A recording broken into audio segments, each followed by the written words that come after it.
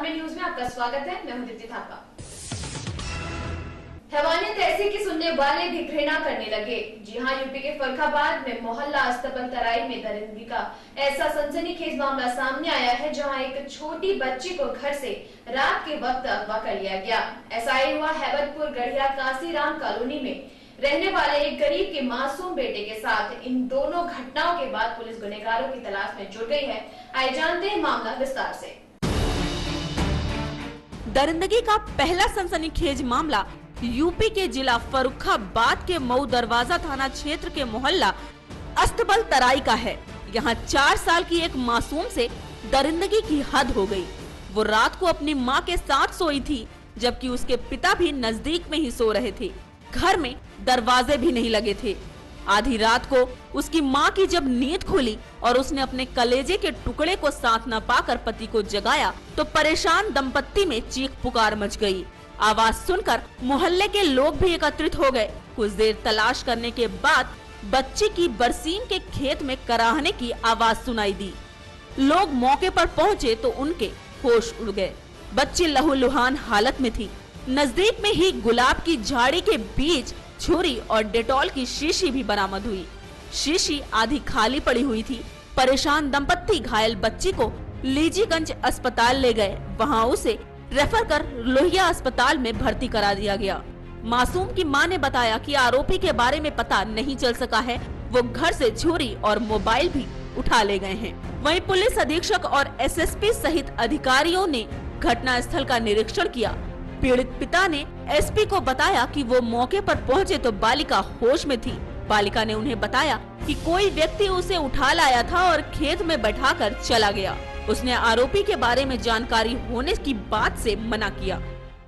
Hotel पे जा रहे थे उसको ढूंढने, एक आवाज आई कि पापा बचाओ, बच्ची की थी। तो हम लोग वापसी आए, फिर इधर ढूंढा डांडी करी तो यहाँ पर लड़की मिली। और उन्होंने ये बोला कि हमें एक आदमी यहाँ पर छोड़ के आए कि यहीं रुको, अभी हम आ रहे हैं।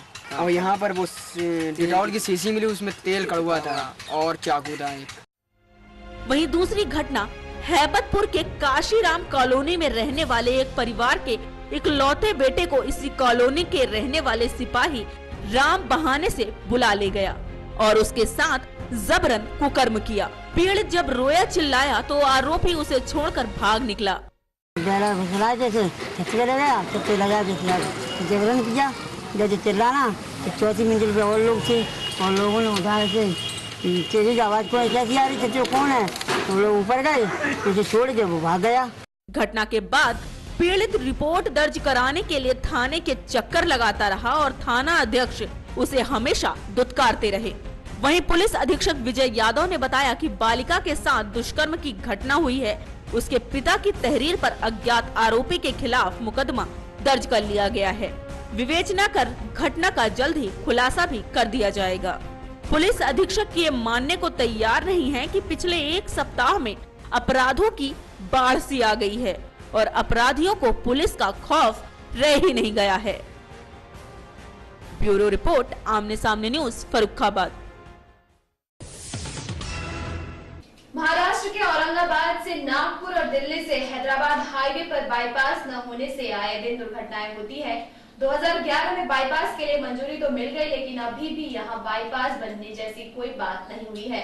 वहीं इस बात को केंद्रीय मंत्री नितिन गडकरी की संज्ञान में डाली गई, जिसके बाद गडकरी ने 6 महीने में हल निकालने का आश्वासन दिया है।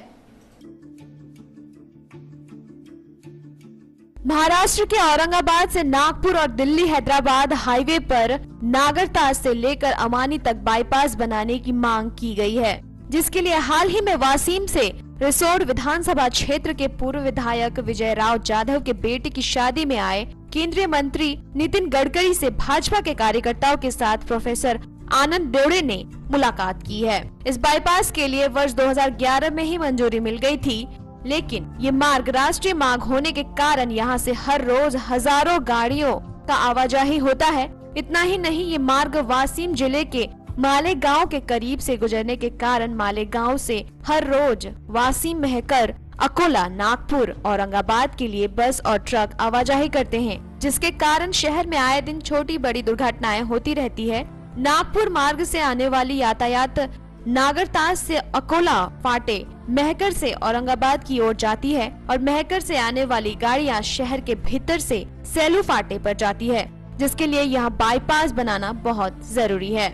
आशाएं जताई जा रही है कि इस बाईपास के बनने के बाद दुर्घटनाओं में कमी आएगी और यातायात सही चलेगा, जिसके लिए मालेगांव से प्रोफेसर आनंद देवड़े ने आवाज उठाई है। अब देखना ये दिलचस्प होगा कि क्या सच में केंद्रीय मंत्री नितिन गडकरी इस बाईपास के मसले को सुलझाएंगे या 6 महीनों में इस मामले को भुला दिया जाएगा। ब्यूरो रिपोर्ट, आमने सामने न्यूज, औरंगाबाद। वक्त चला है छोटे से ब्रेक का। ब्रेक के बाद देखेंगे कुछ अन्य खबरें। मैं राष्ट्रीय ईसाई महासंघ की स्पोक्स पर्सन प्रवक्ता बोल रही हूँ। आज मैं ये संदेश देना चाहती हूँ सारी महिलाओं को कि जिस समय हम अंतर्राष्ट्रीय महिला दिवस सेलिब्रेट करते हैं, हम इस सुंदर क्षण को मनाते हैं, इस कार्यक्रम को मनाते हैं, उस समय हमको ये नहीं भूलना चाहिए कि हम ईश्वर की एक बहुत सुंदर रचना है, जिसको ईश्वर ने सशक्त बनाया, हर क्वालिटी, हर टैलेंट से हमको नवाजा है और हम अपने अधिकारों को जान रहे हैं, समझ रहे हैं, उनके हिसाब से हम हर क्षेत्र में आगे बढ़ रहे हैं, हम हर क्षेत्र में काम कर रहे हैं। तो हम ये कहना चाहते हैं उन तमाम महिलाओं को जिनके अंदर कोई भी टैलेंट है कि वो आगे आए, एक दूसरे के साथ कंधे से कंधा मिलाकर आगे बढ़े। हम सुनीता विलियम को याद करते हैं जो स्पेस में इतनी आगे पहुंची हैं, तमाम उन महिलाओं को हम याद करते हैं जो हर फील्ड में आगे हैं, और इन सभी महिलाओं को देखते हुए इनको अपना आदर्श बनाइए। राष्ट्रीय ईसाई महासंघ ये संस्था आप सभी को आगे बढ़ने का मौका देती है। महिलाएं आगे आएं ताकि ये दिवस आज 8 मार्च को यही ना खत्म हो जाए, बल्कि ये आज से हमारी शुरुआत हो कि हम आगे बढ़ेंगे और एक साथ मिलकर काम करेंगे। जय हिंद। संजय पांडे, सपा नेता, विश्वनाथगंज विधानसभा प्रतापगढ़ की तरफ से आप सभी देशवासियों को होली की हार्दिक शुभकामनाएं। साहू भारत सुपारी होलोग्राफी देखकर ही खरीदें। साहू भारत सुपारी। साहू भारत सुपारी केन एंटरप्राइजेस बांदा की तरफ से आप सभी देशवासियों को होली की हार्दिक शुभकामनाएं। स्वच्छ भारत मिशन राष्ट्रीय स्वच्छता जागरूकता अभियान। 100% शौचालय बनाएं, अपनी ग्राम पंचायत को निर्मल पंचायत पुरस्कार दिलाएं। परियोजना प्रबंधन इकाई स्वजल परियोजना अपर चोपड़ा, कोट द्वार रोड, पौड़ी गढ़वाल। समस्त जनमानस को इस पावन रंगों के त्योहार होली पर हम संजीव मिश्र संजय, ग्राम प्रधान खड़गपुर की तरफ से लाख लाख बधाइयाँ, मुबारकबाद। मैं विनोद कुमार, प्रतिनिधि विधायक श्री आर के वर्मा, विश्वनाथगंज विधानसभा विश्वनाथगंज की समस्त सम्मानित जनता को होली पर्व के शुभ अवसर पर ढेर सारी शुभकामनाएं अर्पित करता हूं। ब्रेक के बाद एक बार फिर आपका स्वागत है। फरुखाबाद हिंदू जागरण हिजाम के जिलाध्यक्ष राघव दत्त मिश्रा ने जानी मानी कंपनी फेविक्विक के आपत्तिजनक विज्ञापन को देखकर कंपनी के चेयरमैन के खिलाफ मुकदमा दर्ज किया है। हिजाम का आरोप है कि इससे उनकी ही नहीं बल्कि सभी भारतीय जवानों की भावनाएं आहत हुई है। फरुखाबाद हिंदू जागरण हिजाम के जिलाध्यक्ष राघव दत्त मिश्रा जब शाम को टीवी देख रहे थे, तभी एक जानी मानी कंपनी फेविक्विक का एक विज्ञापन आया, जिसमें पाकिस्तानी सेना के जवान के जूते को भारतीय सेना का जवान अपने हाथों से फेविक्विक से जोड़ता है।